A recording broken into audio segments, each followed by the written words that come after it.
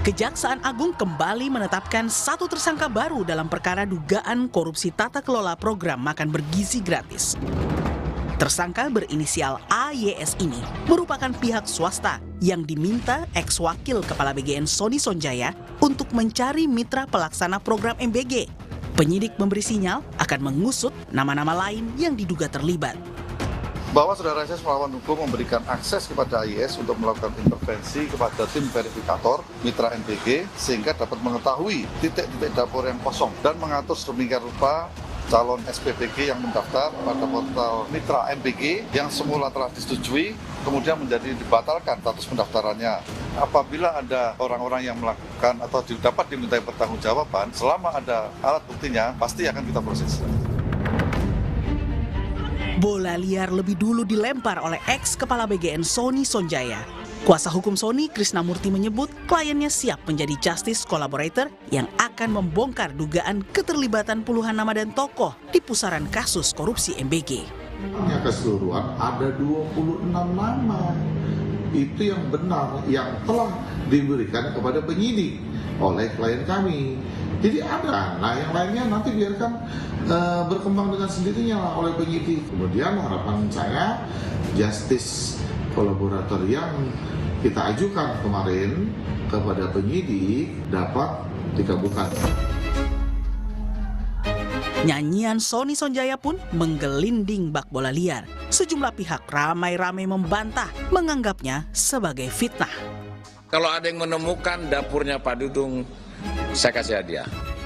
Karena itu, frasa dua orang kolonel usulan AHY, jika yang dimaksud menyangkut Agus Harimurti Yudhoyono, maka hal tersebut dapat dipastikan sebagai fitnah dan sama sekali tidak mengandung kebenaran. Ketua KPK Fitro Rohcahyanto turut membantah. Saya tidak kenal secara personal dengan Sony dan saya tidak pernah komunikasi untuk minta titik dapur, apalagi membeli titik, karena saya tidak bisnis dapur, kata Fitro. Pengamat menilai tata kelola program MBG minim pengawasan. Akibatnya, proyek berskala nasional berbiaya besar ini potensial jadi masalah sistemik dan struktural. Presiden yang membuat sendiri desain, struktur, sistem yang memungkinkan orang sangat terbuka melakukan tindakan yang kayak begini gitu loh. Ini desainnya sebenarnya udah salah, ya kan? Caranya udah salah gitu, strukturnya udah salah, badannya udah salah. Tidak ada pengawasan yang sangat ketat, iya struktural dan bisa berimplikasi kepada sistemik. Sebelumnya, Kejaksaan Agung menetapkan 3 ex-pimpinan Badan Gizi Nasional sebagai tersangka dugaan korupsi MBG, termasuk Sony Sonjaya.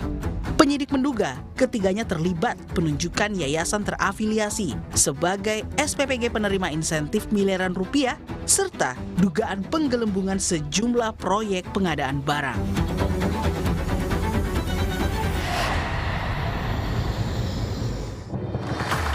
Halo, selamat malam saudara. Bola liar kembali menggelinding ke hadapan Anda. Nyanyian ex-wakil Ketua Badan Gizi Nasional Sony Sonjaya menyeret puluhan nama dan tokoh nasional ke pusaran kasus korupsi MBG. Mengajukan diri sebagai justice collaborator, Sony bertekad buka-bukaan membongkar keterlibatan pihak lain yang punya peran lebih besar. Apakah mereka yang masuk daftar nyanyian Sony terlibat korupsi jatah SPPG? Belum jelas benar, masih samar. Yang jelas, sebagian tokoh sudah membantah baik terlibat, mengenal, maupun berhubungan dengan Sony. Sebagian juga mengaku tak punya bisnis dapur. Lalu apa dasar Sony Sonjaya menyeret puluhan tokoh ke dalam pusaran kasus MBG? Apakah Sony layak berstatus justice collaborator untuk membongkar peran pihak lain yang punya peran lebih besar? Apakah penegak hukum berani menindaklanjuti nyanyian Sony? Saudara, inilah Bola Liar bersama saya, My Sister Tarigan. Untuk membahasnya sudah hadir sejumlah narasumber di studio. Saya menyapa Krisnamurti, kuasa hukum Sony Sonjaya. Selamat malam. Malam, Mbak. Jasman Panjaitan, Kapuspenkum Kejagung 2009-2010. Selamat malam Pak Jasman. Muhammad Guntur Romli, politisi PDI Perjuangan. Selamat malam Pak Guntur. Kamru Samad, anggota Komisi 9 DPR, fraksi Partai Gerindra. Selamat malam. Selamat malam. Irma Suryani Caniago, anggota Komisi 9 DPR fraksi Partai Nasdem. Selamat malam, Bu Irma. Boyamin Saiman, koordinator Maki. Selamat malam, Pak Boyamin. Di studio juga hadir Bang Ray Rangkuti, Direktur Eksekutif Lingkar Madani. Halo Bang. Halo, selamat malam. Selamat malam. Dan saudara, tadi kami juga mengundang Ahmad Khairul Umam, Kepala Badan Riset dan Inovasi Strategis Partai Demokrat. Kita akan tunggu kehadirannya. Namun sebelumnya ada informasi terbaru terkait update kasus korupsi MBG. Kejagung kembali menetapkan tersangka baru. Peran tersangka baru dari pihak swasta ini adalah penyedia motor listrik yang dibeli BGN. Berikut pernyataan dari Kejagung. Bahwa setelah melalui serangkaian pemeriksaan saudara AM sebagai saksi dan berdasarkan 2 alat bukti yang cukup, maka tim penyidik menetapkan saudara AM selaku komisaris PT IAT sebagai tersangka dalam perkara penyidikan dugaan tindak pidana korupsi tata kelola MBG pada BGN tahun 2025 sampai dengan tahun 2026 yang merupakan penyedia sepeda motor listrik. Dan saudara, sepanjang hari ini mahasiswa dari berbagai kampus menggelar unjuk rasa menolak kenaikan harga BBM dan program MBG. Kita pantau demonstrasi di kawasan Sudirman. Sudah ada jurnalis Kompas TV Renata Panggalo. Renata, Anda bisa laporkan bagaimana kondisi yang ada saat ini? Apakah jumlah mahasiswa yang berada di lapangan semakin banyak atau sudah ada tanda-tanda akan membubarkan diri? Baik, sayang sekali memang ini koneksi sepertinya lumayan terganggu dan saya kurang bisa mendengar suara dan pertanyaan Anda dengan baik. Namun kalau yang bisa saya gambarkan, situasi terkini di Jalan Sudirman, blokade kepolisian ini nampaknya begitu maju. Jadi mahasiswa ini sudah mulai membubarkan diri, mundur dari titik yang semula, tapi masih tetap berada di Jalan Sudirman. Nampaknya kepolisian ini juga sudah akan mulai melakukan normalisasi jalan, Mas Yusuf dan juga saudara, karena kalau yang bisa kami jelaskan, kami ini merupakan jalan Sudirman yang mengarah ke Bundaran HI. Belum ada banyak kendaraan yang melalui ruas jalan ini, tetapi di ruas jalan yang mengarah ke Semanggi ini nampaknya situasi lalu lintas sudah kembali normal. Jadi kalau bisa saya simpulkan di sini, memang saat ini juga sudah mulai membubarkan diri, dan nampaknya kalau mahasiswa yang menggunakan alma mater juga sudah tidak nampak hadir di sini, dan ini didominasi masa aksinya oleh warga yang berkumpul bersama-sama untuk mengutarakan pendapat dan juga tuntutan-tuntutan. Kalau yang bisa kami rangkum memang dari mahasiswa ini juga sudah menyatakan begitu ya, tuntutannya ada sekiranya 5. Yang pertama adalah menghentikan pemborosan anggaran pendapatan dan belanja negara, kemudian turunkan harga kebutuhan pokok dan bahan bakar minyak. Yang ketiga, menghentikan program makan bergizi gratis dan pembangunan koperasi desa Merah Putih. Yang keempat, menghentikan militerisme di ranah sipil. Dan yang kelima, mendesak Presiden Prabowo Subianto mengakui kesalahan pemerintah dan berhenti mengelak. Kalau yang kami tanyakan kepada mahasiswa, tapi memang tuntutannya ini adalah perbaikan ekonomi yang bisa nyata terlihat juga dari tuntutan-tuntutan bahwa yang dikritisi di poin pertama adalah pemborosan APBN. Dan tentunya juga kalau yang kita lihat sesuai dengan tema yang dibawakan juga Bola Liar pada malam ini, makan bergizi gratis ini juga menjadi salah satu bagian dari tuntutan unsur mahasiswa, yang dimana mahasiswa ini meminta agar. Baik, terima kasih Renata atas laporan Anda. Kami sudah menangkap. Selamat kembali bertugas. Ada 5 tuntutan mahasiswa hari ini, mulai dari mereka meminta anggaran jangan dibuang-buang, lalu kemudian termasuk menolak program MBG untuk dilanjutkan. Jadi ini berkaitan dengan tema kita malam ini, Mas Krisna. Pak Sony mengajukan justice collaborator. Ini bentuk dari menghindari hukuman berat atau memang MBG jadi bancakan? Saya perlu jelaskan bahwa klien saya tidak mau menghindar permasalahan hukumnya. Lalu justice collaborator ini kan juga bukan barang sesuatu yang baru. Ini kan juga sudah diatur oleh undang-undang. Artinya tinggal bagaimana kemauan daripada klien, ya kan, untuk mengungkap peristiwa ini menjadi terang benderang, lalu kita sebagai kuasa hukum mengedukasi apa sih yang didapatkan dari justice kolaborator itu.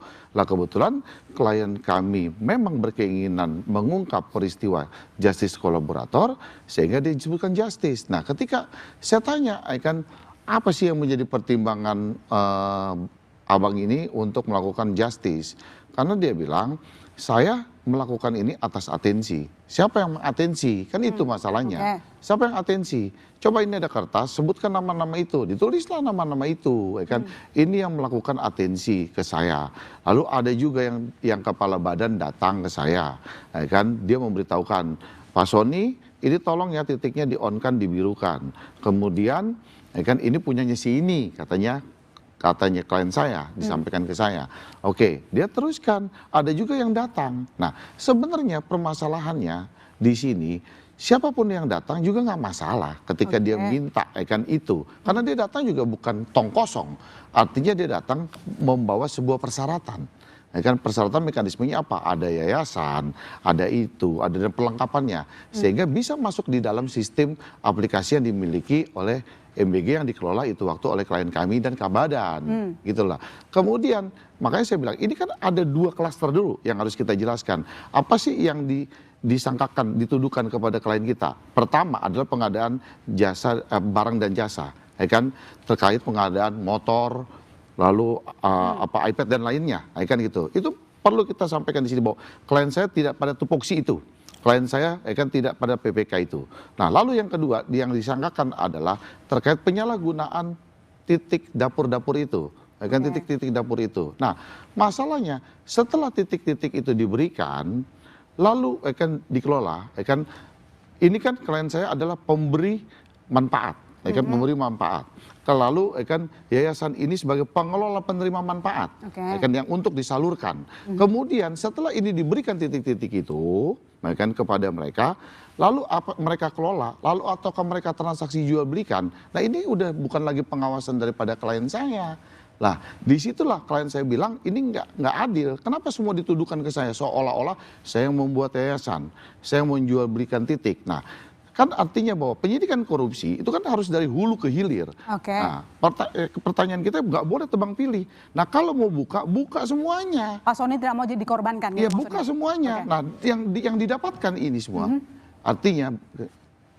Jadi dari jejak digital yang disampaikan oleh Pak Sony, seberapa ataupun dari catatan digital yang dimiliki oleh Pak Sony, seberapa yakin Anda dengan klien Anda ini akan membuka aktor yang lebih besar dalam kasus ini? Saya tanya, kan Bang apa buktinya Abang kalau orang ini mengatensi Abang, orang ini apa dan sebagainya. Semua ada di chat saya, di handphone saya yang saat ini disita oleh penyidik. Semuanya ada. Bapak ini datang, Bapak ini mintanya begini, komunikasinya begini. Semua ada di handphone itu. Makanya kemarin kami sampaikan kepada penyidik agar chat-chat itu masukkan di dalam berkas perkara. Semua supaya terbongkar gitu loh. Artinya supaya tahu jelas. Nah kalau penyidik mau tahu penyalahgunaan kan bagaimana jual beli titik, makanya panggil semua. Kita udah sebut. Justru kalau tidak dipanggil ini jadi masalah. Oke, nanti saya lanjut lagi ke Anda. Saya coba ke Ibu Irma. Sempat viral nama-nama mereka yang disebutkan oleh Pak Sony katanya terlibat dalam dugaan kasus korupsi MBG. Nama Ibu Irma ada di sana. Anda merespon itu bagaimana? Benar Anda punya dapur? Ya chat aja, lihat chatnya. Ada nggak di yayasan-yayasan yang dituduhkan misalnya kepada saya, lihat aja. Ada nggak nama saya? Kan seperti itu. DPR sebetulnya karena BG ini adalah mitra kerja ya, mitra kerja dari Komisi 9, tentu kami selalu ada komunikasi baik kepada kepala badan ya maupun beberapa elit di BGN. Tapi saya pribadi tuh kalau ngechat Pak Sony itu bisa dihitung sama jari lah ya, karena saya nggak terlalu kenal dengan beliau, ya kenal tapi tidak terlalu akrab ya, terlalu dekat gitu. Jadi kami itu di Komisi 9 hanya menyampaikan aspirasi masyarakat dan itu menjadi tugas kami. Ya, tugas kami di DPR itu menyampaikan aspirasi masyarakat kepada mitra kerja untuk bisa ditindaklanjuti. Jadi Anda merasa difitnah, Ibu? Ya kalau nggak difitnah diapain lagi? Karena begini. di situ disebut di 22 kalau nggak salah ya, 26 seluruh kapoksi. Kalau kapoksi kan termasuk saya di dalamnya. Tapi ada nama saya lagi, Irma Suryani Caniago. Yang tulisannya juga salah. Saya di Komisi 6. Ada juga saya di Komisi 9. Ya untuk apa saya tanggepin? Gitu. Jadi saya berpikir bahwa kalau BGN membuka ruang kepada seluruh masyarakat Indonesia, publik untuk bisa join di MBG, ya kenapa ribut soal-soal seperti ini gitu ya. Kan kita juga tahu Polri juga punya 1.500, TNI juga punya, kemudian seluruh yayasan juga punya.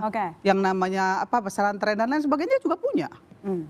Tapi masalahnya kan di titik itu, penjualan titik itu yang menjadi fokus sebetulnya. Jangan mengaburkan masalah gitu. Jangan mengaburkan masalah. Jangan mengaburkan Saya masalah. nanti follow up lagi ke Bu Irma. Saya ke Kak Krisna kalau begitu. Sebenarnya nama Ibu Irma ada disebutin nggak sama Pak Soni? Saya tahu nama-nama itu, tapi saya belum mau ungkap di publik saat ini. Dari Artinya 26 nama yang disampaikan oleh Pak Soni, ada yang sama masuk dalam daftar? Ada yang sama, ada yang salah. Oh, ada yang sama, ada yang enggak? Ada yang sama, ada yang salah. Nama Ibu Irma? Saya tidak menyebut saat ini. Kan iya, saya tidak menyebut saat ini. Tidak disebut saat ini. Oke, baik. Saya ke Pak Boyamin. Anda sendiri melaporkan ada eselon 2 ya? Eselon 2, eselon 1 dapatkan punya dapur begitu. Nah, terkait dengan kasus yang ini dulu, yang ini. Pendapat Anda gimana? Kok bisa ini tiba-tiba rame nama-namanya, rame orang-orang punya nama besar begitu? Ya gampang aja, nama itu sudah sebagian dibocorkan oleh Pak Krisna ke saya. Saya akan mengawalnya. Nanti kalau tidak diproses, tidak diungkap, saya gugat pra peradilan supaya terbuka. Kan keahlian saya di situ. Saya pernah mengajukan gugatan pra peradilan itu untuk membuka transkrip orang yang melakukan korupsi sampai 400 halaman, sehingga gugatan saya tebal begini gitu. Nah, dan itu bisa diunduh di websitenya pengadilan negeri gitu, bahwa bagaimana bentuk cara saya mengungkap dengan cara-cara yang proses hukum dan tidak bisa digugat pencemaran nama baik, karena itu memang sidang terbuka untuk umum dan dibuktikan, dan saya masukkan dalam gugatan. Dan nanti kalau dari nama-nama yang ada dari Pak Soni yang melalui Pak Krisnamurti gitu, kalau tidak diungkap, tidak dipanggil, saya akan memantau dan akan saya gugat pengadilan biar kebuka. Bagaimana memastikan nama-nama yang disebutkan oleh Pak Soni jangan sampai asal tuduh, atau sebenarnya memang itu benar adanya? Ya kan dasarnya dari chatting yang di handphone. Handphonenya ada di? Sudah disita oleh Kejaksaan Agung, sudah diunduh, dan nanti itu kan terbuka untuk lawyernya juga. Sekarang itu lawyer kan KUHAP baru lebih berperanan banyak, sehingga bisa mengendorse untuk ini tidak disembunyikan dan lain sebagainya. Ya tinggal kolaborasi saya dengan Pak Krisnamurti aja, dan juga sebenarnya kolaborasi juga dengan penyidik Kejaksaan Agung, misalnya dalam pelaporan atau tambahan data motor listrik. Misalnya begitu, itu saya kawal betul karena saya memang yang punya materinya, bahwa harganya hanya 28 juta. Itu sudah termasuk operasional, termasuk pajak, termasuk keuntungan. Tapi nyatanya dibeli atau dibayar dengan 42 juta. Nah itu kan kalau tidak diungkap, sudah saya kemarin sampaikan, awas loh ya, kalau tidak diproses saya gugat pra peradilan. Alhamdulillah hari ini diproses meskipun yang dianggap pemilik, tapi yang direkturnya yang peran mulai 2017 didirikan perusahaan itu belum jadikan tersangka, ya kita kawal, nanti kita lihat gitu. Nah kalau yang setara eselon, istilah saya gitu. Baik. Yang itu kira-kira fungsinya pengawasan. Mestinya baik. dia tidak konflik kepentingan, itu sekitar 20-an. Eselon 2 yang harusnya dia malah ngurusi yang pinggir-pinggiran segala macam, tapi malah diduga terafiliasi dengan sekitar 100-an. Gitu. Baik, nanti saya lanjut lagi ke Anda. Saya ke Pak Jasman. Pak Jasman, apakah 26 nama yang disampaikan oleh Pak Soni itu bisa menjadi bahan materi dijadikan oleh penyidik untuk pengembangan kasus? Maaf ya, saya mau luruskan dulu. Saya ini bukan hanya Kapuspen, mantan Kapuspen, saya direktur penyidikan. Jadi pas ini, yuk. Ini Pak Sarif, Pak Febri itu adalah tim saya waktu saya direktur penyidikan. Jadi kalau Mas melihat ini, ya kita uji dulu apa yang disampaikan oleh Pak Krisna, ya sebagai alasan-alasannya itu apa? Kita lihat, kita uji dulu. Loh, sebenarnya nggak perlu kan dia harus sekarang ngomong gitu. Kenapa nggak dari kemarin-kemarin dia ngomong seperti itu? Kenapa dia sekarang nggak ngomong bahwa ini? Waktu dia masih di situ, kenapa dia nggak ngomong? Bahwa ini salah Pak, ini. Dia kan ahli hukum, aparat penegak hukum. Itu harusnya. Jadi menurut Anda motif Pak Sony apa? Hah? Jadi menurut Anda alasan Pak Sony ingin membongkar nama-nama itu apa? Enggak. Ya untuk meramaikan aja itu. Meramaikan aja. Bukan untuk membuktikan kebenaran. Maksud saya silakan aja nanti dilihat oleh nanti akan diteliti oleh tim. Ini tim lagi berjalan, lagi berlangsung. Nanti tim yang membuka itu nanti. Dan apakah ini bisa layak dijadikan GC? Belum tentu juga. Belum tentu juga. Belum tentu. Tapi meski katanya ada nama besar ya. Ya artinya gini, bahwa klien saya terkait menyangkut masalah gizi bukannya sekarang. Dari dia menjabat pun juga dia sudah melakukan bersih-bersih. Artinya apa? Ketika ada orang yang melakukan jual beli titik, dia mendapatkan laporan, ditindaklanjuti kok laporan itu. Ada di Jawa Barat ditangkap. Tapi yang sekarang memang ada nama besar. Sebagai salah satu syarat justice kolaborator itu harus menyimpan nama yang lebih besar. Dia bukan tokoh utama. Nah itu disampaikan oleh Pak Krisna. Gimana Pak Jasman? Yang mana? Gimana ini yang disampaikan tadi? Anda kan mengatakan belum tentu diterima statusnya justice kolaborator dari... Maksud saya mengatakan belum tentu diterima sebagai justice kolaborator. Karena justice kolaborator itu secara perundang-undangan harus bukan pelaku utama. Pertanyaannya, sekarang buktikan aja bahwa dia bukan pelaku utama. Udah, nggak ada masalah. Oke, baik. Coba saya ke Bang Rey. Melihat kasus ini, Pak Sony mau buka-bukaan. Apa yang Anda highlight dari kasus ini? Menurut saya bagus. Bagus. Itu harus dilakukan kan. Karena sejak dari awal kan saya kira seminggu yang lalu ya kita di sini saya menyampaikan bahwa kalau dilihat polanya ini pola yang dirancang sedemikian rupa untuk memudahkan orang melakukan tindak pidana. Karena ada pengawasan, uang begitu besar, aturan hukum tidak jelas mengatur BGN dan seterusnya gitu. Nah bahwa 3 orang ini kemudian ditetapkan sebagai tersangka menurut saya gitu ya mereka kan istilah saya korban juga dari sistem yang dibuat sedemikian rupa ini gitu. Nah korban dari siapa? Nah inilah salah satunya kan. Itu satu tuh. Nah yang kedua kalau kita review lagi nih ya hasil dari investigasi katakanlah atau survei yang dilakukan ICW kan yang banyak sekali mendapatkan kebagian titik SPPG itu kan banyak yang berhubungan dengan partai politik. Entah itu anggota dewan, entah itu anggota pengurus partai ini dan seterusnya dan sebagainya gitu. Nah kalau lagi-lagi ya kalau misalnya dilakukan secara objektif, tentu saja pertanyaannya adalah kenapa begitu banyak kepada para politisi nih? Itu kan pertanyaannya tuh, baik di tingkat lokal, ya khususnya ya di tingkat lokal tuh maupun mungkin nama-nama yang disebutkan gitu. Nah bagi saya persoalannya bukan pada aspek Pak Sony mau justice kolaborator ya, tetapi mungkinkah itu akan berlanjut? Itu mungkin pertanyaannya kan gitu. Anda menyaksikan Kejagung? Bukan Kejagung sih, tapi kalau dilihat dari kultur pemberantasan korupsi kita belum sejauh itu. Kan di KPK mungkin. Jadi Anda setuju disampaikan Pak Jasman tadi cuma rame-rame doang? Bukan soal rame-rame. Jadi yang saya mau katakan begini, boleh jadi banyak orang yang sebetulnya ingin menjadi justice kolaborator. Tapi mereka mungkin juga melihat bahwa kultur penegakan hukum kita belum sampai ke arah sana. Umumnya itu 1-2 orang ditangkap selesai gitu. Nah yang 1-2 orang ini ditangkap kemudian menyeret nama orang lain, ya orang gak terlalu peduli lagi gitu loh. Nah makanya ini penting memang kita kawal bersama-sama. Kalau ini kejadian, bagus nih. Sebab kalau kita review nih, yang bahkan justice kolaborator di KPK sekalipun, saya kira hanya 2-3 kasus yang berlanjut. Di luar itu relatif nggak berjalan. Jadi kita mungkin berikutnya nanti akan membahas apakah Sony memenuhi syarat sebagai justice kolaborator. Nanti dijawab, kami akan kembali saudara, tetap di Bola Liar.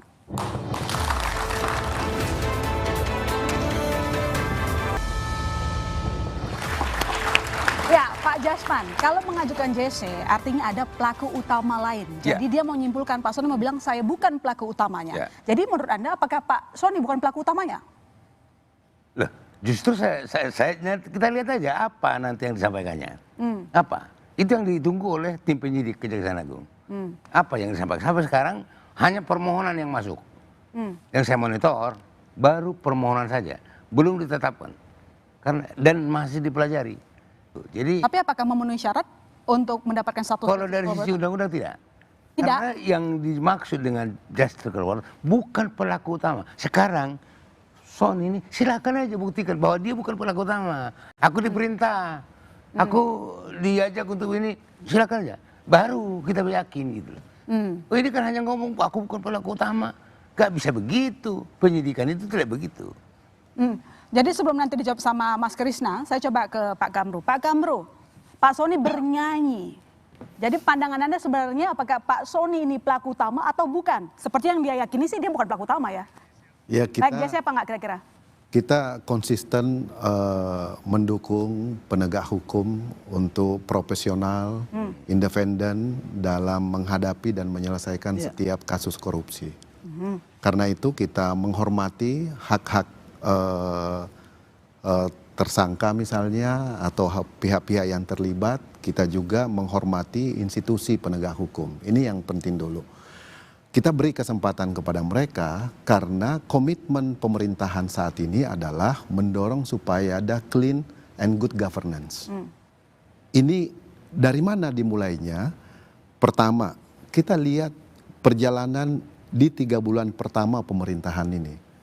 Kita bagaimana Presiden di Januari 2025 sudah menerbitkan impres tentang efisiensi anggaran.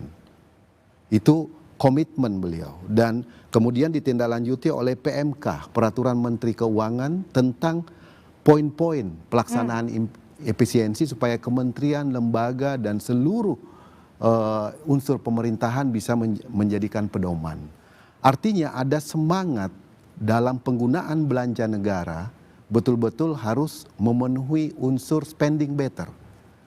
Belanja yang sesuai prosedur, sesuai waktu, tepat manfaat, tepat sasaran. Tapi ketika bosnya kena kasus pidana, bukankah itu sekaligus menafikan syarat-syarat yang tadi Anda maksud? Tidak efisien dalam belanja. Dan pemerintah melalui presiden juga telah menerbitkan Perpres, kalau saya catat di sini Perpres 115 2025 tentang tata kelola kecolongan berarti program MBG. Nah, berarti program MBG kemarin kecolongan ada perencanaan, pengawasan, pengendalian sampai pelaporan. Boleh menyela Pak Kamru? Jadi sudah diterbitkan tentang tata kelola sebagai pedoman di bulan November 2025. Pak Kamru boleh menyela Pak Kamru? Boleh, silakan Mas Boyman. DPR akan membentuk pansus atau panja enggak? Itu aja tantangannya sekarang ini. Itu ada di komisi. Nah gitu loh. Mau membentuk kalau hak angket lebih bagus lagi gitu loh Pak. Ya. Ini untuk membersamai penegakan hukum ini. Gitu loh. Itu aja saya tantang teman-teman DPR ini akan ke sana atau tidak. Harusnya ke sana. Makasih. Ya, saya tambahin. Untuk pembelian-pembelian yang dilakukan oleh BGN semuanya tidak melalui Komisi 9. Komisi 9 sama sekali tidak tahu ada pembelian-pembelian ini, nggak tahu kita. Sama sekali nggak tahu. Ada motor, kita sama sekali nggak tahu. Karena tidak ada komunikasi dari Komisi 9 kepada BGN. Legislatif kok sampai kehilangan otoritas ya Bu ya mengawasi eksekutif kalau kayak gitu? Ya gimana ya? Karena diundang rapat juga nggak bisa. Kan kita susah juga ngomongnya. Jadi sis begini, legislatif justru tidak kehilangan. Di dalam putusan MK tentang kewenangan DPR dalam pembahasan anggaran, kita hanya sampai pada 2 hal. 1, fungsi, 2 program, namanya Satuan 2. Kita tidak sampai pada Satuan 3. Ini yang harus dipahami sehingga nomenklatur Satuan 3-nya DPR itu tidak memiliki wewenang untuk membahas. Itu ada di ranah eksekutif atau KPA, kuasa pengguna anggaran di setiap kementerian dan lembaga. Jadi itu yang harus diedukasi kepada Maaf, publik. Pertanyaan saya belum terjawab kok. Atas kecolongan-kecolongan itu tadi sekarang menebus dosa tanda kutip itu membentuk hak angket berani enggak? Itu loh. Nah, pertanyaan Mas Soeman ini menarik. Karena DPR itu memiliki tata tertib. Tata tertib yang mengatur tentang mekanisme pengambilan keputusan.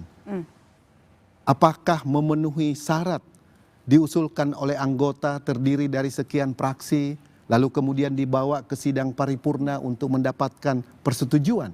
Jadi ada tata tertib yang harus dilalui. Tapi sebagai sebuah aspirasi, pendapat, masukan, harapan, saya kira ini menarik untuk didiskusikan oleh teman-teman di parlemen. Saya pun tahu Pak itu pernah jadi DPRD Solo 97. pernah buat usulan untuk hak angket dan bahkan hak penyelidikan. Sekarang teman saya yang 2 orang ini, Bu Irma sama Pak Kamru ini, berani nggak tanda tangan usulan, terus nanti nyari 9 orang beda fraksi lagi untuk menuju ke hak angket. Berani nggak untuk, paling nggak panja aja lah, panja. Kalau nggak terlalu jauh pansus ya panja gitu aja lah, Komisi 9 bentuk panja untuk mengawal proses ini. Untuk saat ini karena penegak hukum sudah masuk, maka kita harus memberi kesempatan dulu aparat penegak hukum untuk bekerja. Ya, panja yang mengawal. Keputusan politiknya itu jangan sampai dianggap mengintervensi. Jadi kalau panja itu mekanismenya di komisi masing-masing relatif tidak terlalu sulit untuk hal itu sebetulnya. Padahal itu juga bisa 2 hal yang buat berbeda. Panja bisa jalan, proses penyelidikan di Kejaksaan Agung juga bisa jalan. Karena objeknya bisa beda. Kan kalau yang kejaksaan itu murni adalah dugaan tindak pidananya kan. Tapi yang kalau dibuat nanti panja atau pansus, atau apalagi nanti meningkat ke angket, itu bicara tentang tata kelolanya. Gitu. Soal perpres, soal itu tadi misalnya ya kan, pengendalian, macam-macam dan seterusnya itu gitu. Kenapa bisa dibuat sedemikian rupa? Kenapa bisa dibuat desainnya sedemikian kalau saya bilang kacau ya mungkin kacau gitu. Yang mengakibatkan saya istilahkan ini korban. 3 ini korban. Korban dari apa?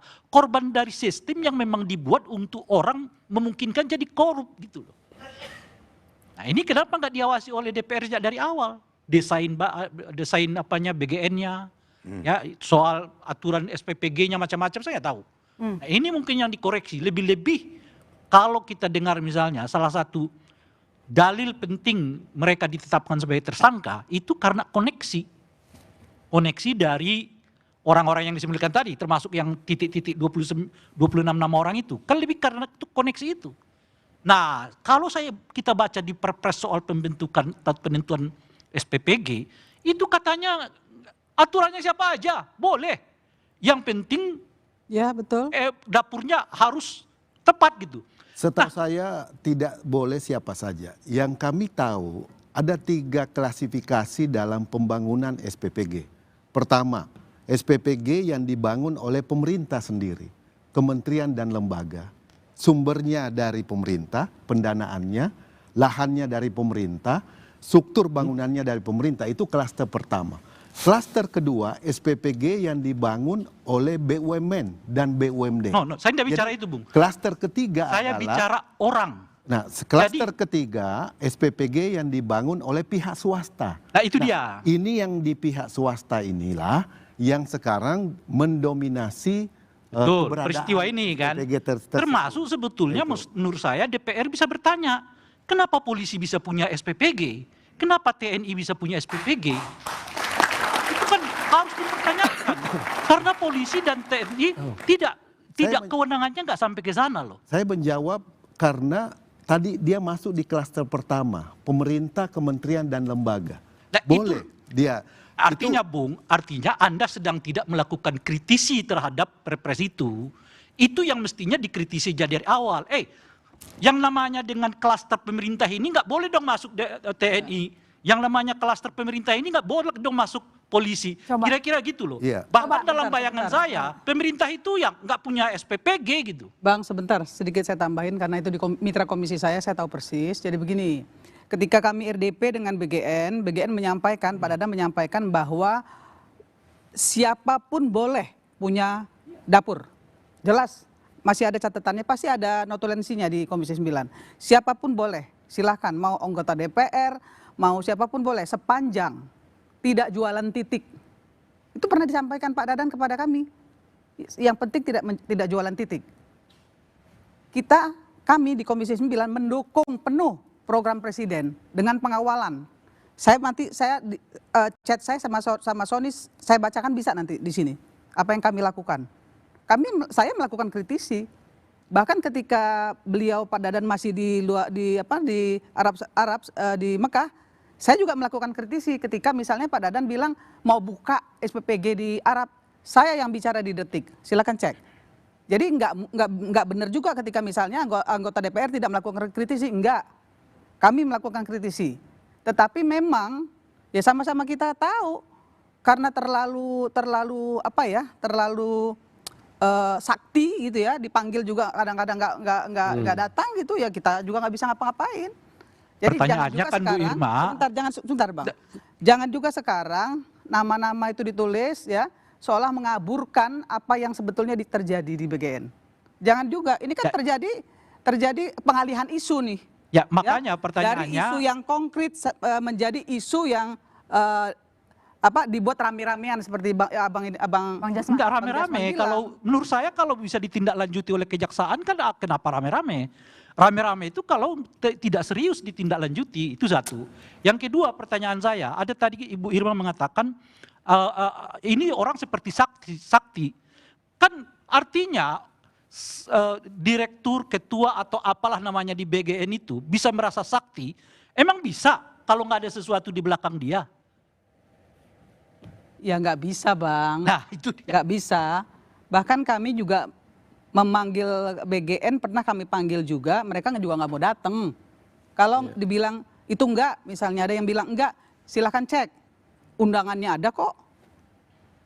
Jadi nggak bisa juga kemudian, makanya saya bilang, jangan mengaburkan masalah utamanya, dilariin ke masalah politik, jangan, masalah utamanya dulu diselesaikan. Kan seperti itu. Kita ini mau menegakkan hukum, betul. Kalau soal tata kelola yang kami sampaikan kepada BGN itu sudah clear. Karena di RDP kami juga selalu menyampaikan bagaimana tata kelola, blueprintnya, semuanya udah kita bahas. Betul. Masalahnya tidak dilakukan. Betul, karena disebutkan mereka merasa sakti. Kan saya pikir sakti. Siapa yang salah gitu kalau kemudian kami terbawa-bawa terseret-seret ke sana kemari. Pertanyaannya adalah siapa yang backup tertentu sehingga orang-orang ini merasa sakti. Nah itu penting ditelusuri itu, dan dalam kerangka itulah ya kehendak dari Pak Soni untuk menjadi justice kolaboratif itu menjadi penting. Dan oleh saya kira Pak Kejaksaan jangan anggap sepele, jangan dulu buat persyaratan, oh ini pelaku utama apa enggak. Sebab informasi-informasi yang disampaikan oleh Pak Soni kalau itu betul dilakukan, boleh jadi akan mengungkap apa yang terjadi di belakang kesaksian mereka. Soal orang sakti nanti dijawab sama Mas Krisna. Sekarang saya Mas Guntur dulu, udah diam mulu ya tadi soalnya. Nah pertanyaannya adalah, karena tadi ditantang sama Mas Bonyamin begitu, apakah Soni dalam menjadi tersangka dan mengajukan JC bisa menjadi pintu masuk membongkar kasus yang lebih besar atau orang yang lebih besar di balik MBG? Kalau saya nggak yakin ya. Nggak yakin, kenapa? Karena kalau dia memang sudah yakin, dia punya data, ada bukti, harusnya diomongin aja 26 orang itu. Apa yang takut gitu loh. Kalau memang sudah punya dia bukti bahwa ini ada atensi, nama-nama itu sudah jelas, kenapa nggak dibongkar? Kenapa sampai saat ini juga disembunyikan? Artinya ini benar mau jadi justice collaborator atau hanya mau jadi alat tawar-menawar? Karena kalau kita mau serius soal penegakan hukum, buka saja nama-namanya.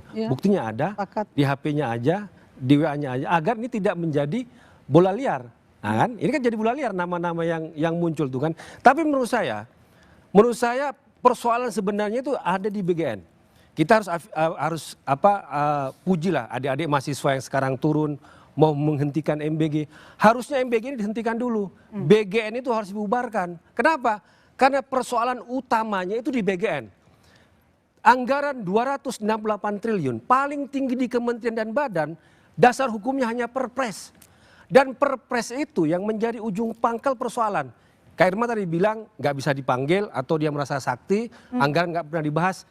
Kita kembali ke perpresnya. Perpres 83 tahun 2024 zamannya Jokowi memberikan kewenangan yang besar kepada BGN termasuk diskresi. Perpres nomor 115 tahun 2005 pasal 61 memberikan kewenangan fiskal kepada kepala BGN. Ini persoalan. Artinya kalau ini tidak dikelola dengan baik, tidak diperbaiki dengan baik, siapapun yang menjadi kepala BGN itu akan korupsi. Malaikat pun menjadi kepala BGN pasti akan korupsi. Gitu loh. Sekarang kita lihat ini ada tebang pilih nih, kalau saya ada dugaan ini. Hanya 3 orang yang ditangkap. Padahal kalau kita bongkar di netizen, ada dugaan markup, biaya seminar, biaya konferensi, biaya media sosial, keganjilan. Dia itu di bawah siapa? Di bawah Nani Esdiang. Dia sebagai wakil ketua untuk komunikasi publik loh. Sekarang kok dibiarkan? Jadi ini benar kita mau penegakan hukum, mau bongkar-bongkaran, atau hanya mau ganti pemain, atau hanya pengalihan isu, ini persoalan menurut saya. Hentikan MBG-nya dulu, bubarkan BGN-nya dulu, bukan cabut perpresnya dulu, baru kita Hentikan bicara tata MBG, kelola ke bubarkan depan. BGN Gitu dulu, menurut kata saya. Bang Guntur. Kewenangannya terlalu besar. Katakan Bang Guntur ya. Jadi kalau kita lihat Undang-Undang Nomor 17 Tahun 2023 di pasal 64, di situ pemerintah memiliki kewajiban dalam pemenuhan gizi perorangan dan masyarakat. Itu Undang-Undang 23 yang disahkan di parlemen bersama dengan pemerintah tahun 2023. Lalu kemudian itulah merujuk dari situlah lahirlah Perpres yang disebut Mas Guntur tadi nomor 83 tentang pembentukan Badan Gizi Nasional di bulan September di 2024. Jadi dari situ bahwa konstruksi hukumnya, landasan yuridisnya jelas. Ini dalam rangka mewujudkan pelaksanaan Undang-Undang Nomor 17 2023. Dari mana? Kita lihat landasan filosofisnya. Filosofisnya ada 4 tujuan bernegara kita di dalam Mukadimah Undang-Undang Dasar. Mencerdaskan kehidupan bangsa dan berdasarkan data angka prevalensi. Prevalensi dari stunting 19,8%. Itu artinya dari 100 balita ada 20 yang tidak tumbuh secara normal. Baik, tapi pertanyaannya Pak Guntur tadi, ini wewenang BGN terlalu besar sehingga terjadi bancakan korupsi gitu kan Bang Guntur? BGN nggak punya undang-undang. Itu. BGN nggak punya undang-undang. Ini yang saya mau sampaikan melihat karena kita ada di parlemen periode lalu, kita pasti ikut juga menyesahkan tentang Undang-Undang 1723 itu. Jadi kita lihat turunannya. Kemudian cantolan anggarannya jelas, ada di Undang-Undang APBN. Benar. Bukan di Perpres. Karena Undang-Undang APBN itu mengharuskan dibuatkan Perpres. Tapi ada dijatuhkan di situ jelas sekali di Undang-Undang APBN kita. Nah, sekarang yang problem utama itu adalah implementasi, pelaksanaannya. Nah, di sinilah yang harus dievaluasi secara totalitas. Kesimpulannya seperti apa?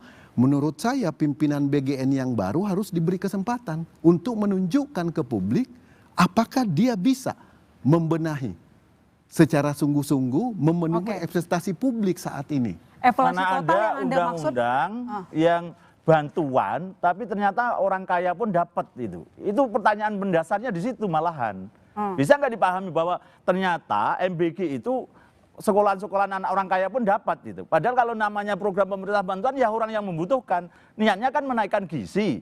Ya fokus ke sana gitu loh. Itu yang pertanyaan dan saya memang sedang berencana untuk mengajukan uji materi terhadap undang-undang itu tadi 17 tahun 2003 dan APBN menyatakan bahwa kalau ini bantuan ya untuk orang yang membutuhkan bantuan. Nggak boleh lagi untuk orang kaya, orang-orang yang sudah mampu begitu loh. Ini benar. Makanya dalam belanja berkualitas ada syarat tepat sasaran. Begitu tidak tepat sasaran harus dihentikan. Tapi dibiarkan terus kok ternyata anak-anak orang kaya juga dapat. Ada 4.000 lebih dapur yang sudah ditutup dengan berbagai macam problematikanya. Dari 27.000 hasil evaluasi yang kita dengar di publik, berarti lebih kurang 16% yang sudah ditutup dalam 3 bulan terakhir ini. Tapi ini saya tadi menunggu gini. Sangat serius. Dalam pembenahan program ini. Pak Kamru Samad itu membahas Perpres nomor 46 tahun 2025 yang nanti bisa ditayangkan sebenarnya itu. Inilah dasar yang menjadi masalah. Kenapa? Di pasal 38 ayat 4 dan 5 gitu, dikatakan di sana penunjukan langsung sebagaimana dimaksud pada ayat 1 huruf C dilaksanakan untuk barang, pekerjaan, konstruksi, jasa lainnya dalam keadaan tertentu. Nah itu pasal 41-nya, 38 satunya lagi. Ya, kemudian di pasal 41 apa yang dimaksud itu gitu loh. Pasal 41 yang poin itu ayat 1 mengatakan dengan tegas yaitu arahan presiden sebagaimana maksud pasal 38 ayat 5 tadi itu adalah dituangkan dalam bentuk risalah rapat, memorandum atau dokumen lainnya. Nah, artinya setiap proyek seperti motor listrik tadi harus ada bukti dokumen memang diarahkan presiden, boleh penunjukan langsung. Tapi saya udahlah, ini menjadi masalah ternyata Perpres ini. Dan di Koperasi Desa Merah Putih juga ada dugaan-dugaan itu juga. Saya minta sekarang ini Pak Kamru Samad sebagai partai penguasa minta ini dibatalkan dulu karena sumber masalahnya di situ. Saya kira Silakan, ini kan Pak Kamru. masih sebetulnya bersifat umum. Yang tadi lebih spesifik itu yang Mas Guntur sebut, Perpres 115 pasal 61 ayat 1 yang memberi kewenangan fiskal, tetapi di ayat 2-nya itu dikunci. Di ayat 3 juga dikunci. Bisa nanti, cuma saya tidak bawa nomenklaturnya, tapi saya mau mengatakan bahwa jelas di situ kaidah hukumnya sebetulnya, bahwa kalau penggunaan APBN harus tetap mengikuti SOP ketentuan penggunaan keuangan negara. Tapi kan kenyataannya tidak seperti itu. Nah, implementasinya. Sampai DPR pun juga nggak tahu pembelian untuk apa, nggak pernah dilaporkan Komisi 9. Dan itu selalu berdasarkan kepala BKN, berdasarkan perpres yang dia miliki. Ya kan, kewenangan yang merujuk ke Perpres 83 tahun 2024, kewenangan fiskal ke 115 tahun 2025. Jadi saya lihat korupsi di BGS itu udah TSM. Terstruktur, sistematif, masif. Jelas itu. Dari tingkat atas, ini bukan oknum lah 3 orang ini. Kita belum bicara misalnya dugaan markup yang ada di dapur-dapur. Memang kita tanya, memang berapa sih jatah untuk makanan tiap anak itu? 15.000, 10.000, 8.000, 6.000, nggak jelas sampai sekarang. Tapi yang beredar di masyarakat ya, apalagi makanan kering, nggak sampai misalnya 5.000. Artinya apa? Berapa itu yang disunat? Jadi kalau bicara soal korupsinya BGN dengan MBG itu dari puncak sampai tingkat dapur soal markup anggaran. Artinya apa? Ini terstruktur. Bicara soal pengelolaan anggaran, perencanaan anggaran yang nggak pernah diawasi dan sudah didesain sedemikian rupa. DPR tidak mampu untuk melakukan pengawasan. Artinya apa? Ini barang sudah menjadi sarang korupsi. Artinya apa? Dia harus bubarkan dulu BGN ini, kelola yang benar.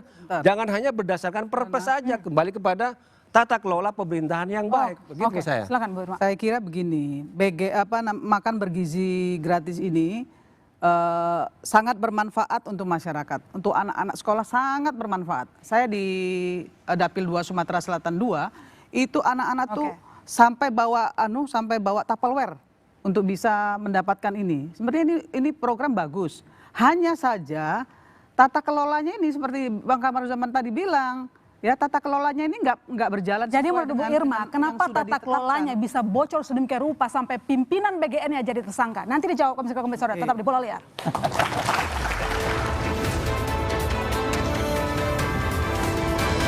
Narasumber termasuk Bang Guntur, itu TSM katanya. Nah gini, Struktur, sistematis. saya meluruskan dulu artinya bahwa pelaku utama atau intelektual bukan otomatis penerus dong, berarti kan gitu posisinya.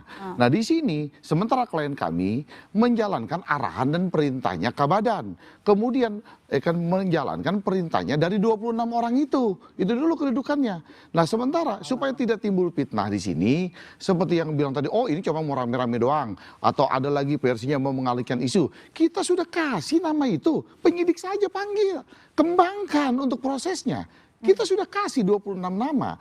Nah, untuk memproseskan pengembangan penyidikan itu, panggil dong oleh penyidik.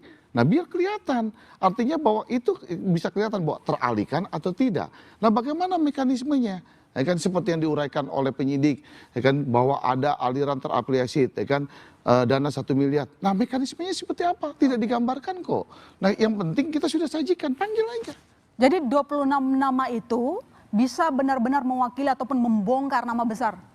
Ya artinya bahwa kita sudah kasih petunjuk ya kan kepada penyidik, ya kan inilah orang-orang ini. Nah sekarang penyidik panggil, ya kan untuk membuktikan. Jadi biar tidak ada lagi narasi menimbulkan oh ini rame-rame atau ini isu bergeser atau apa dan sebagainya. Nah kita akan buka. Artinya bahwa kalau kita bukan nama ini, LPSK lindungi kita dulu dong. Kita udah mohon suratnya kepada LPSK. Ya kan jawab dulu surat kita. Untuk kita menyebut nama-nama ini kita butuh perlindungan dari LPSK. Pak Jasman, butuh berapa lama untuk mengumumkan dari Kejagung nama-nama yang sudah diserahkan oleh tim dari Sony? Ya. Mungkin tidak dipenuhi jasanya. Tadi dia bilang. Kembali lagi seperti yang saya katakan, ada enggak urgensinya dengan faktanya, dengan kejadiannya? Itu kan kasus. Yang diutarakan begitu berkaitan erat enggak dengan fakta? Kan dalam penyidikan kita harus tahu dulu pertama, mensreanya siapa? Niat jahatnya itu siapa awalnya? Nah ini bisa enggak disebutkan oleh Pak Sony? Siapa sebenarnya memberikan ide ini, mensreanya? Dan kemudian barulah dilaksanakan kan itu. Mensreanya siapa? Bisa nggak Pak Krisna menyebutkan itu? Kan tadi kita sudah sampaikan, kan artinya bahwa Pak Sony ini akan diperintah oleh Kabadan, kan lalu kemudian akan diarahkan, akan diminta, kan oleh mereka. Nah sekarang yang dituduhkan oleh klien kita bahwa klien kita adalah menerima titik-titik itu, panggil dong. Kita lihat tuh beberapa di medsos TikTok, ada siapalah anaknya siapa tuh, banyak yang punya dapur tuh, ada berapa dapur, ada 41 atau 51. Panggil mereka. Betulkah klien saya terima uang? Kan bagaimana mekanismenya mereka akan mendapatkan titik-titik itu? Kan ada tuh, kan betul nggak Mbak ya di TikTok tuh berapa orang? Panggil aja untuk membuktikan itu semua. Nah kalau misalkan andai kata keinginan klien saya berniat jahat mendapatkan titik itu, dia punya saudara cukup banyak, kasih aja yayasan-yayasan itu kepada saudaranya dia. Kemudian kan berapa satu titik? Oh kan satu yayasan 10, kan 100 kali berapa? Dia mintakan aja 10 juta. Kan bagaimana cara menyimpan uangnya? Kan mudah kalau dia berkeinginan. Tapi kan ini tidak ada. Gitu loh, kan tidak ada. Lalu kan apa sih yang didapatkan? Kan penggeledahan, kan sudah dilakukan. Kan penggeledahan dilakukan di rumahnya, penggeledahan kemudian juga dilakukan di kantornya BGN. Ditemukan tidak uangnya. Gitu loh, ditemukan tidak uangnya. Ini kan melalui proses lidik. Gitu. Izin Pak. Jangan sampai nanti kalau misalnya tidak jadi tersangka, main jaksa, penyidikan gitu. Memang fakta perbuatannya itu yang terpenting. Itu, dan fakta perbuatan ini bersesuaian dengan keterangan yang lain. Jangan hanya dengan tunggal, jangan tunggal gitu. Itu harus diuji lagi dengan keterangan yang lain. Itu loh dalam penyidikan. Kita sudah berproses sampai 8 hari, artinya bahwa KUHP yang baru menyatakan kan penyitaan 3 hari. Nah sampai saat ini kita belum dimintai oleh penyidik. Apa sih yang disita dari penggeledahan itu? Apa sih yang didapatkan? Kita belum bertanda tangan. Tapi gini, dapat, menurut gitu saya perlu juga digarisbawahi bahwa yang ngeklik, yang berhak ngeklik titik itu kan Pak Sony dengan Pak Kabadan. Tapi sepengetahuan kami di DPR RI, di DPR di Komisi 9, itu yang ngeklik itu selalu Pak Sony. Karena Pak Kabadan juga sering minta ke Pak Sony, tolong diklik, itu sering diomongin ke kami. Nah itu yang terjadi. Nah menurut saya lagi begini, sebetulnya kasus ini sebentar 120 akun telah ditutup, hanya ada 2 akun, yaitu akun yang dimiliki oleh Kabadan dengan akun yang dimiliki oleh Sony. Tidak akan pernah akun yang dimiliki Sony itu dikelola oleh 11 verifikator.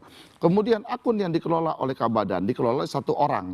Jadi ketika Sony mendapatkan nama itu, dia bukan yang mengeklik, tapi diberikan kepada 11 verifikator. Silakan saja dipanggil tim verifikator itu. Gitu. Ya itu kan menurut beliau. Kalau menurut kami yang selalu berkomunikasi sama Kabadan, selalu Kabadan bilang bahwa nanti akan kami sampaikan kepada Pak Sony. Karena Pak Sony yang bisa ngeklik, termasuk saya. Tapi saya karena banyaknya rapat-rapat di sana sini, selama ini selalu saya serahkan kepada Pak Sony. Itu satu. Nah yang kedua menurut saya lagi, kenapa menjadi gonjang-ganjing seperti ini, kenapa menjadi kacau seperti ini, karena apa? Karena BGN itu terlalu fokus bikin SPPG. Ya, terlalu fokus bikin SPPG, jadi kecepatan membikin SPPG itu tidak berbanding lurus dengan bagaimana mereka mengawasi SPPG ini. Gitu loh. SPPG-nya banyak, tapi banyak sekali yang buruk, banyak sekali yang nggak sesuai sasaran, itu banyak banget. Tapi sampai hari ini kan yang busuk-busuk itu nggak pernah disuspend. Kenapa nggak disuspend? Itu yang menjadi pertanyaan dan itu menjadi tugas kami di DPR untuk bilang kepada BGN, ini harus disuspend, ini nggak boleh, itu nggak boleh. Kami lakukan. Kami berkomunikasi itu kepada Pak Sony, kepada Pak Kabadan, seperti itu. Karena gini sebentar, karena kan tugas kami anggota DPR itu ya memberikan aspirasi masyarakat, menyampaikan aspirasi masyarakat, juga kemudian melakukan kontrol. Jadi pembuatan SPPG yang banyak dikejar itu tidak berbanding lurus dengan pengawasan yang dilakukan oleh BGN. Artinya BGN memang didesain makanya banyak sekali terjadi keracunan-keracunan itu. Didesain untuk korupsi BGN itu. Didesain untuk korupsi. Ya, kenapa? Dari mana? Karena dari mana? Dia dibuat target sebanyak-banyaknya dapur, bukan target sasaran apa stunting, apa anak yang butuh atau 3T, bukan. Tapi dibikin sebanyak-banyaknya untuk menghabiskan anggaran 268 triliun, ditambah berapa? 50 triliun, 335 triliun yang disiapin, sebanyak-banyaknya. Artinya ketika sejak awal dia diminta untuk menghabiskan anggaran, ya cara apa yang dipakai? Dapur nggak berkualitas, titik sembarangan, malah yang 3T sekarang baru bicara soal mau fokus 3T loh. Selama ini kemana? Padahal kan targetnya katanya stunting, orang yang butuh bantuan untuk 3T. Ternyata di kota-kota besar dulu yang dibangun dapur-dapur ya. Kemudian bicara soal insentif 6 juta. Dapur yang disuspend ternyata juga masih dapat insentif. Hari libur juga dapat insentif. Artinya apa? BGN sejak awal didesain untuk korupsi. Itu yang saya lihat. Ya. Kita perlu juga melihat secara proporsional bahwa dalam pembangunan dapur mayoritas itu mengikut sertakan pengusaha-pengusaha lokal, pengusaha daerah. Iya. Capex-nya, pembangunan dapurnya, penyediaan lahan, konstruksinya, peralatan dapurnya, dan seterusnya, Capex-nya itu dari swasta, dari orang-orang kita di daerah yang ingin berpartisipasi. Kemudian OPEX-nya baru dari APBN. Jadi di Capex pembangunan dapur penyediaan ini, itu nggak ada APBN-nya. Ini yang perlu dipahami. Nah, di OPEX-nya, yang untuk pembelian bahan baku dan memproduksi makanan bergizi itu berasal dari APBN. Setelah melalui tahapan yang panjang, proses yang panjang, dengan sistem yang didesain oleh BGN. Kira-kira begitu. Jadi ada non-APBN, yaitu dari private sector, ada yang APBN. Itu masalah 27.000 dapur itu mayoritas dari non-APBN yang dibiayai oleh para pelaku usaha dari berbagai Nusantara ini. Jadi itu kita jangan samaratakan bahwa di situ ada korupsi. Bahkan mereka sekarang belum tentu break even point sekarang ini. Ya, tapi sebagai pengusaha mereka tentu sudah menghitung ada resiko yang bisa muncul jika sewaktu-waktu dievaluasi atau sewaktu-waktu disuspend atau sewaktu-waktu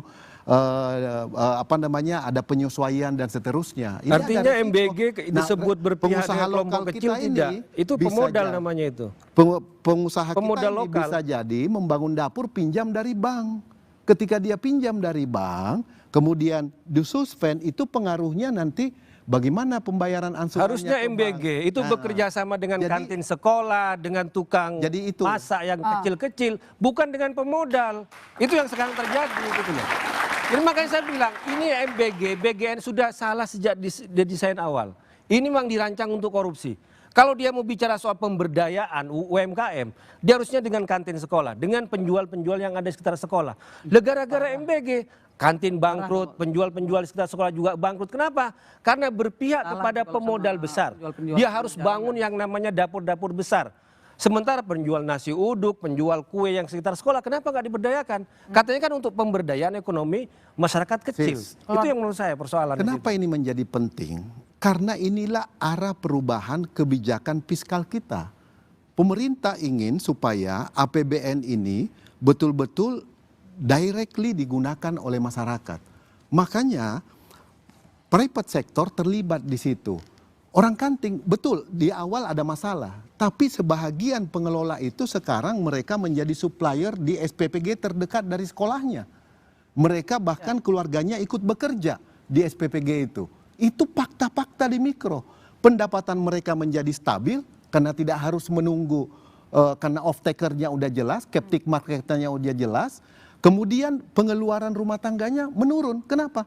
Karena dia setiap hari bisa dapat makan di dapur tersebut yang bekerja di dapur. Jadi impact terhadap pelaku mikro di daerah itu bisa kita exercise satu-satu. Bisa kita sampling, turun ke bawah untuk melihat sejauh mana dampaknya. Kita belum bicara lapangan kerja, 47 orang setiap dapur. Kali 27.000 yang sudah diumumkan oleh pemerintah. Wah, ada yang usianya 40 tahun, memang juknisnya memungkinkan untuk bekerja. Yang tadinya hopeless, nggak bisa lagi, dia berpendapatan, sekarang jadi produktif buat rumah Jadi Anda tangganya. merasa MBG memang efektif melakukan pemberdayaan ekonomi gitu ya? Bang Rey, menurut Bang Rey gitu nggak? Nanti dijawab bisa kembali saudara tetap di Bola Liar.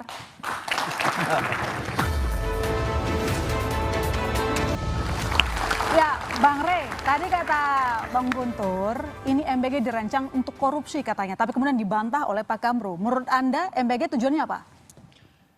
Iya, tujuan formalnya udah disebutkan. Tapi kan saya juga udah mengatakan desain ini yang saya katakan 3 orang ini korban dari sistem yang dibuat sedemikian rupa yang memungkinkan orang sangat besar kemungkinannya untuk korupsi. Untuk presiden. Gitu. Oleh karena itu saya setuju kalau Pak Soni mengatakan saya ingin justice kolaborator. Cuma tadi mendengar penjelasannya Bung Krisna, beliau ini sudah menyerahkan nama-nama itu, artinya beliau tidak menunggu beliau ini disebut sebagai justice kolaborator atau tidak. Sekarang bola ini ada di tangan Kejaksaan Agung. Mau nggak menindaklanjuti 26 nama itu gitu. Itu ininya sekarang kan. Itu pertama. Nah, yang kedua adalah soal salah satu problem utama itu soal targeting. Kita tidak mengerti misalnya kenapa harus 82 juta orang yang harus menerima. Tuh. Kenapa harus ada 1000 sekian yang harus dibentuk dalam beberapa waktu tertentu. Nah, akibat ngejar target itulah yang mengakibatkan munculnya SPPG yang jauh dari pengawasan itu tadi. Menurut Anda kenapa harus ada kejar target ya? Nah, itu yang saya sebut tadi. Ini persoalannya nggak berhenti di 3 orang ini. Kalau tadi Bung Guntur mengatakan ini ada peluang korupsi, ada juga mungkin dimensi politik di sini, yaitu mengejar kepuasan. Dimensi politik apa, Bang? Mengejar kepuasan yang tinggi dari jumlah orang yang menerima. Itu satu. Ingat loh ya, Pak Dadan ini menerima 2 bintang kehormatan dari Presiden. Apa alasan penerimaan bintang itu? Ini ada disebutkan di sini. Pertama adalah karena dianggap sukses melakukan akselerasi program strategis. Artinya sukses untuk membuat dapur-dapur SPPG sebanyak mungkin. Yang membuat Presiden kemudian terkesima lalu memberikan bintang kehormatan kepada Pak Dadan. Meskipun ujung-ujungnya mengakibatkan 3 orang ini kejadian seperti yang sekarang. Yang kedua adalah pembangunan infrastruktur gizi. Nah, itu yang kita sebutkan itu tadi. Di mana dalam peresmian serentak dilakukan itu sudah ada 1072 SPPG yang dibentuk oleh BGN gitu. Jadi ada persoalan di Presiden yang sangat terpesona pada angka. Makin banyak angka itu disodorkan kepada Presiden, itu seolah-olah kinerja anak buahnya itu makin bagus. Soal apakah angka itu memenuhi yang semestinya, nanti apakah kualitasnya dari angka itu bagus, nanti. Ingat ya, ketika masyarakat mengatakan ada sekian banyak orang yang sudah terpapar keracunan akibat memakan MBG gitu, Presiden mengecilkan maknanya, itu cuma 0,0 sekian persen gitu. Bang, jadi ada persoalan di tingkat menurut kepemimpinan saya nasional tadi, saya sudah yang menganggap tingkat kesuksesan itu bukan pada efektivitas, bukan pada efisiensi, bukan pada tepat gunanya, bukan tepat sasarannya, tapi jumlahnya besar-besaran.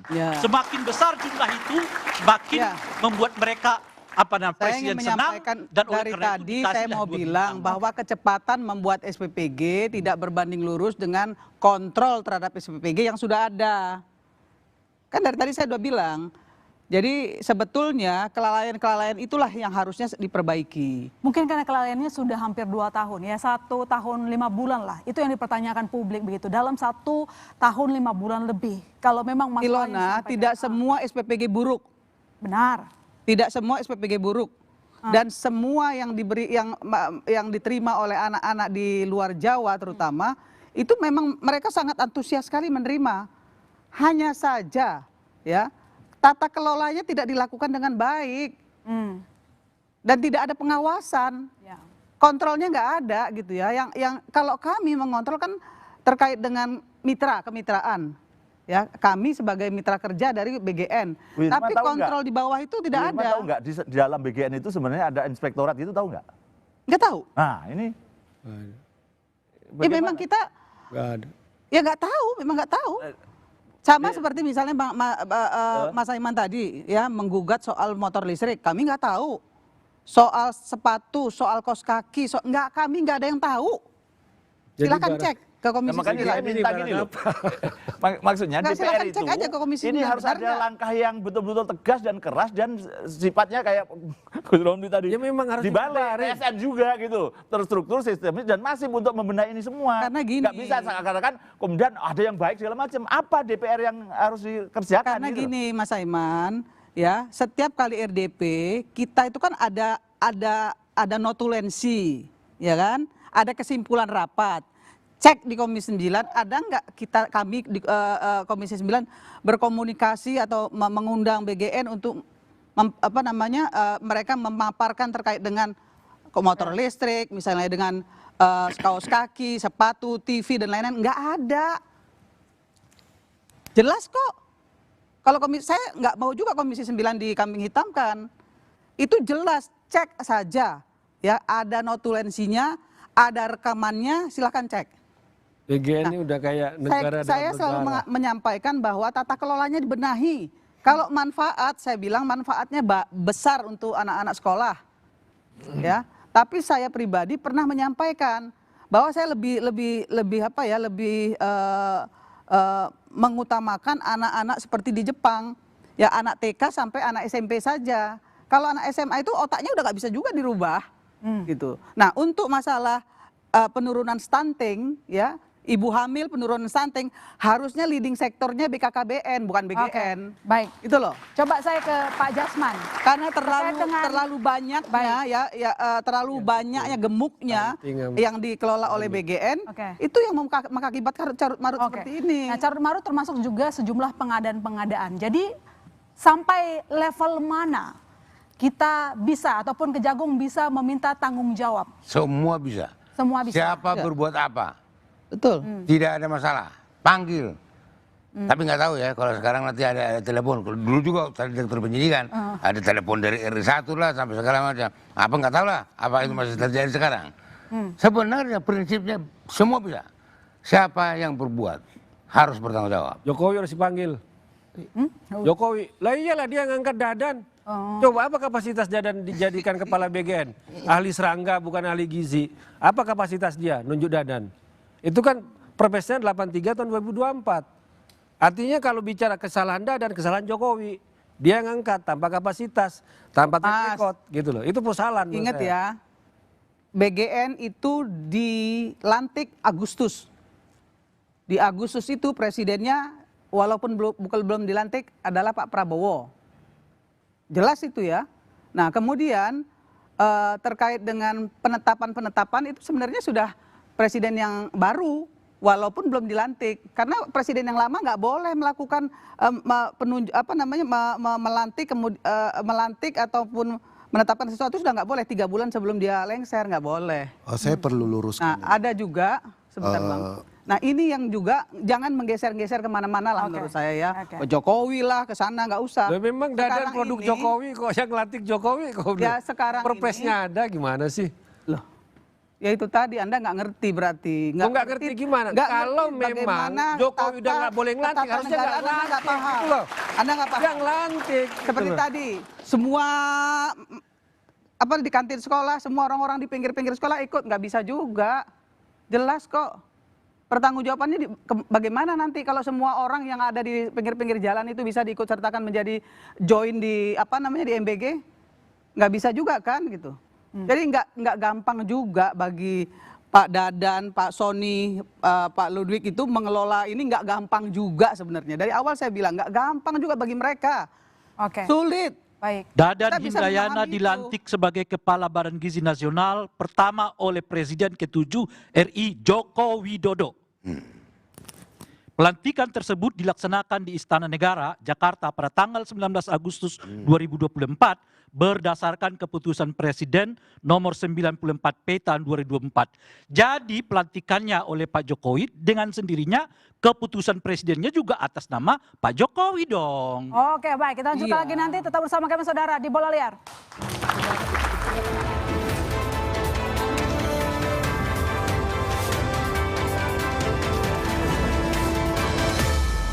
Pak Sony memang menempatkan diri jadi korban. Sementara tadi disampaikan oleh Mas Guntur bahwa toh dari awal program MBG didesain untuk korupsi. Saya tidak masuk ke dalam desain MBG pertama. Saya masuk ke dalam masalah fokus hukumnya aja. Artinya saya lebih tertarik dengan apa yang dikatakan Bu Irma tadi. Bu Irma cukup detail mengatakan terkait menyangkut masalah titik. Artinya Bu Irma pengalaman nih terkait menyangkut masalah titik. Bicara kepada kepala badan, lalu kepala badan menyampaikan nanti akan bilang kami akan sampaikan kepada Pak Sony. Nah, artinya bahwa kalau tidak digerakkan oleh kepala badan, apakah kapasitas seorang Sony berani kan melakukan klik itu? Kan itu yang menjadi pertanyaan. Nah, apakah Pak Sony akan memberikan kan kepada 26 nama itu kan ketika orang-orang itu tidak melakukan atensi? Tapi sebenarnya saya lebih tertarik dengan adanya statementnya Bapak Presiden kan pernah mengatakan, artinya bahwa ada sebuah tender, mau ada partai mau tidak, kalau memang menang menang, kalau bukan kalau tidak tidak, karena pernah ada yang statementnya Pak Presiden katakan. Nah, prosesnya yang terpenting adalah semuanya ada mekanismenya. Kan gitu, kalau orang itu membawa yayasan lalu kemudian diproses di ini. Nah sekarang kan makanya saya bilang, nah kita keberatan kalau kita dibilang adalah sebagai aktor intelektual. Justru kalau aktor intelektual kita lah yang menerima uang. Sementara ini siapa sih yang menerima uang? Ayo buktikan. Gitu Oke, loh. tapi kan kalau ingin mengajukan diri sebagai JC, itu kan dipastikan bahwa dia bukan pelaku utama. Jelas. Berarti kan ada pelaku utama lain. ada Dan pelaku utama lainnya sudah siap diumumkan oleh Pak Sony, sudah diserahkan kepada Kejagung. Sudah diserahkan kepada Kejagung, gitu loh. Siapa? Kalangan mana? Politisi, eksekutif, yudikatif, langsung aja. Ya, kan ada eksekutif, kan ada legislatif. Kan Sebesar ada apa yudikatif. pengaruhnya? Kenapa? Sebesar apa pengaruhnya? Ya, Pak, bahwa tokoh-tokoh ini kan cukup dikenal di Indonesia. Artinya bukan nama orang yang baru. Kalau kita disebutkan namanya, oh ini toh namanya, oh ini kok orangnya, banyak dikenal. Artinya bahwa kan kalau misalkan saya jadi Pak Sony juga bilang, kita juga nggak mampu menolak orang. Oh ya, Pak Jasman mau jawab dari tadi saya. Saya mau jawab. Silakan. 26 Ini itu nggak benar. Pak Krisna mengatakan sudah memberi nama. Saya tahu saya belum. Udah kan? Ada dalam BAP kita bang, sudah kita masukkan dalam BAP kita. Abang mau lihat, nanti saya lihat. Kan? Logikanya Pak, logikanya Pak Krisna, sebenarnya yang punya kewenangan siapa? Dadan kan? Kenapa nggak berani ngomong Dadan sekalian? Kenapa? Maksudnya? Ya, kalau memang dia kan yang punya otoritas. Ya itu soal pilihan orang dong Pak. Ada orang yang mau ngomong, ada yang menahan tidak ngomong.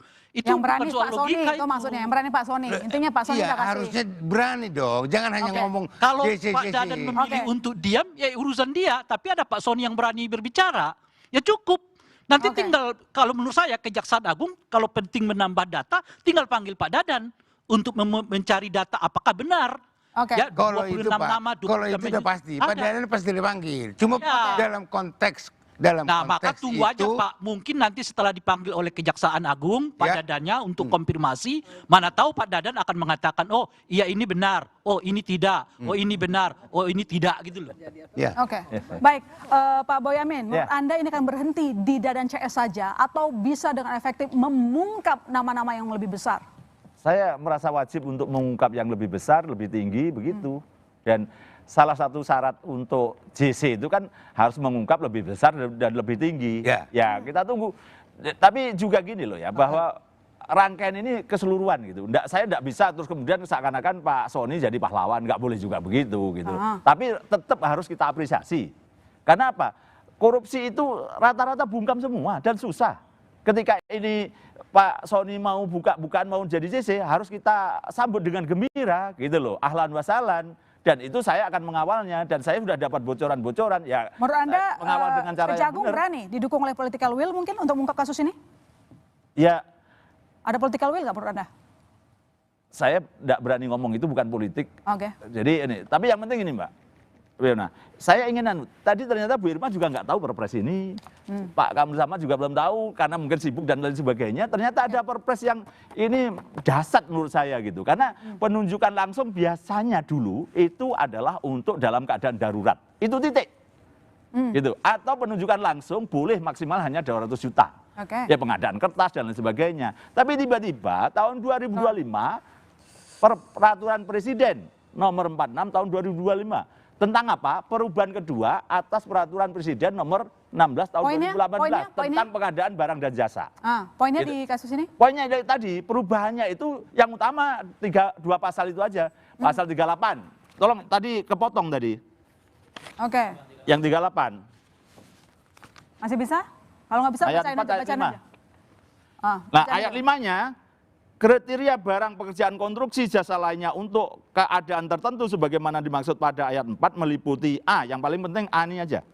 Pelaksanaan program prioritas pemerintah, itu buat satu, yang 31-nya kalau bisa ditampilin.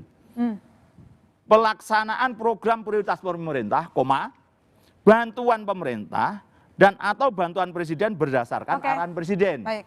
Nah, sebenarnya agak diatur lebih rinci di pasal 41. Nah, karena beda halaman orang tidak pernah baca. Pak Dadan bacanya hanya pasal 38 sehingga seluruh penunjukan maka penunjukan langsung ini nggak boleh, makanya harus cabut sementara. Nggak bisa tanpa silakan dijawab Pak Kamru, singkat saja, dicabut dulu sementara itu katanya. Kita perlu waktu untuk melihat karena biasanya satu pasal tidak berdiri sendiri. Ada keterkaitan dengan pasal-pasal lain yang membatasi. Dan karena itu perlu waktu untuk melihat ya kaedahnya, latar belakangnya, karena penyusunan itu pasti juga ada kajian yang mendalam dari tim pemerintah gitu. Baik, kita tunggu nanti bagaimana perkembangan dari Kejagung, tentu saja. Singkat saja, singkat ya kan, bahwa seperti Bu Irma katakan tidak gampang mengolah, setuju. 27.000 titik, tinggal penyidik buktikan mana yang dijual, bagaimana mekanismenya dan berapa harganya. Itu. Baik, terima kasih Bapak-bapak dan Ibu. Dengan demikian saudara, saya menutup Bola Liar. Sampai jumpa minggu depan.